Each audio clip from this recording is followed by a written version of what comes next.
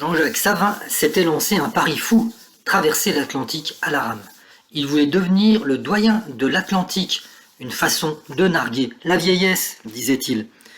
Son expédition avait débuté le 2 janvier au Portugal, mais elle s'est terminée de manière tragique.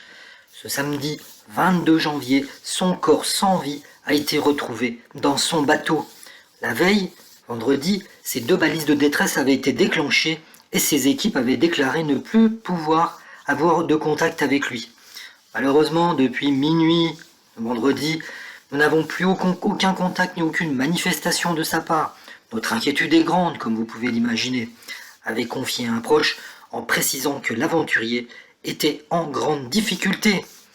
Jean-Jacques Savin faisait alors route vers la petite île de Ponta Delgada dans l'archipel des Açores, où il espérait pouvoir réparer son embarcation qui avait été abîmée. Ces derniers jours, il avait été confronté à de graves problèmes avec des pannes de batteries électriques et de capteurs solaires.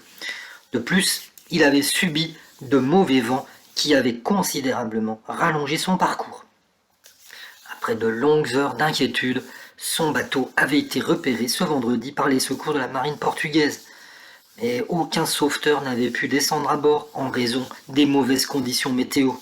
Il a donc fallu attendre ce samedi pour aller dans le bateau qui s'était retourné. Et c'est à l'intérieur de la cabine que le corps sans vie de M. Savin a été retrouvé.